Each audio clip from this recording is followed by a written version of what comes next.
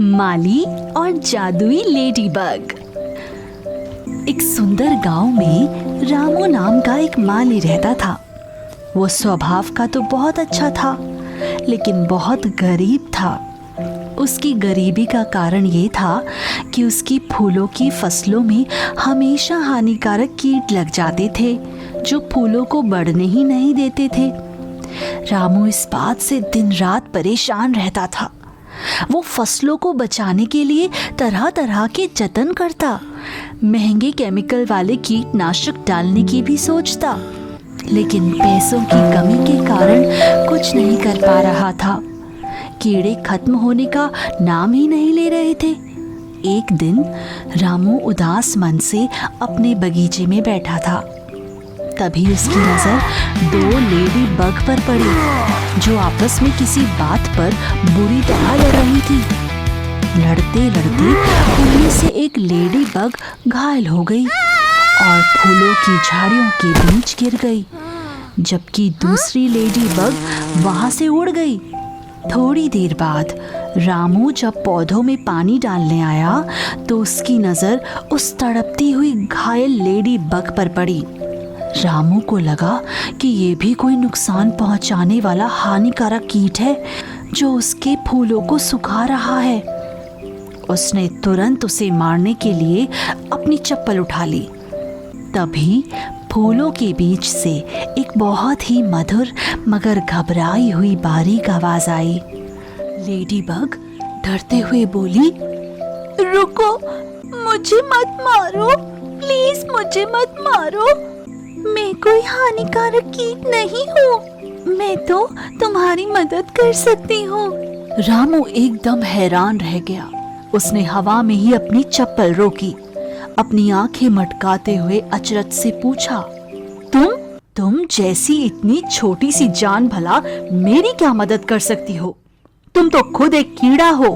Ladybug बोली, हाँ, मैं आकार में छोटी हूँ, लेकिन हम लेडी बग्स बागवानों के लिए बहुत उपयोगी होती हैं।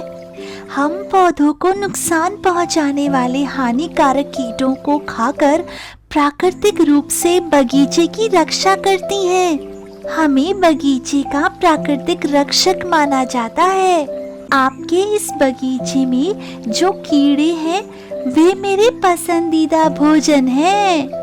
रामू उसकी बात को बहुत ध्यान से सुन रहा था।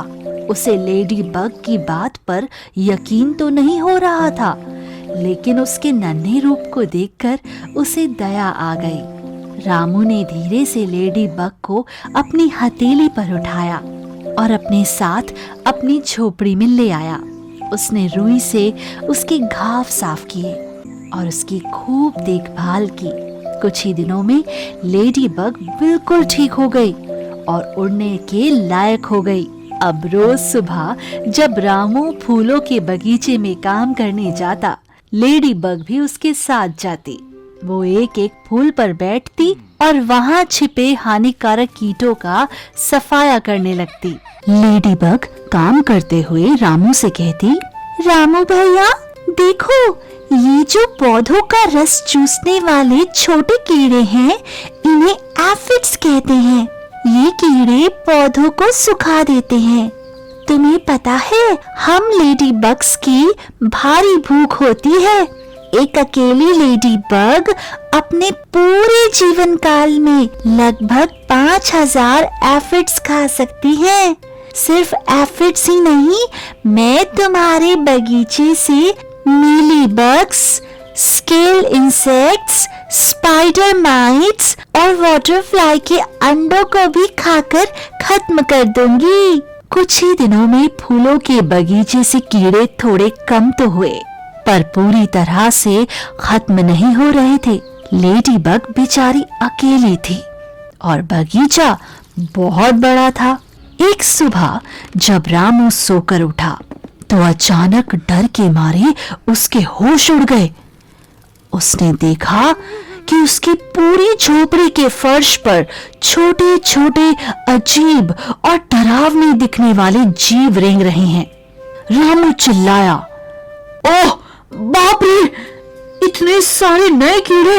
उसने उन्हें मारने के लिए झाड़ू उठाई ही थी कि तभी उड़ती हुई लेडी बग उसके सामने आ गई। लेडी बग जल्दी से चिल्लाई, रामू भैया रुको, इन्हें भूलकर भी नहीं मारना, ये मेरे बच्चे हैं, ये मेरे लार्वा है। लेडी बग हंसते हुए कहती, हाँ ये दिखने में डरावने हैं लेकिन काम में सबसे बेस्ट है। ये लार्वा भी तुम्हारी मदद करेंगे। ये कीड़ों को मुझसे भी ज्यादा तेजी से और बहुत ज्यादा मात्रा में खाते हैं क्योंकि इन्हें बड़ा होने के लिए बहुत जल्दी जल्दी भोजन करना होता है। इनके आने से अब बगीचे में जैविक नियंत्रण होगा। अब तुम्हें अपने बगीचे में कभी भी केमिकल वाले कीटनाशक डालने की जरूरत नहीं पड़ेगी। रामू उत्सुकता से बोला, केमिकल नहीं डालना पड़ेगा?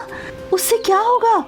लेडी बग बोली, इससे तुम्हारे बगीचे के फूल और आने वाली सब्जियां व फल पूरी तरह केमिकल मुक्त और सेहतमंद रहेंगे। और सबसे बड़ी बात, केमिकल ना डालने से प्रकृति के अन्य मित्र कीटों की सुरक्षा होगी, जैसे कि मधुमक्खियाँ और तितलियाँ भी तुम्हारे बगीचे में सुरक्षित रह सकेंगी। रामू खुशी से झूम उठा। तभी लेडी बग अपने सभी रेंगते हुए बच्चों की तरफ मुड़ी। लेडी बग ने कहा, चलो बच्चों काम पर लग जाओ, चलो बच्चों खाना खाने चलें। सारे लार्वा रेंगते हुए अपनी माँ लेडी बग के पीछे पीछे चल दिए और फूलों के बगीचे में पहुँच गए। वे बगीचे के पौधों पर फैल गए और एक तरफ से हानिकारक कीटों को चट करने लगे।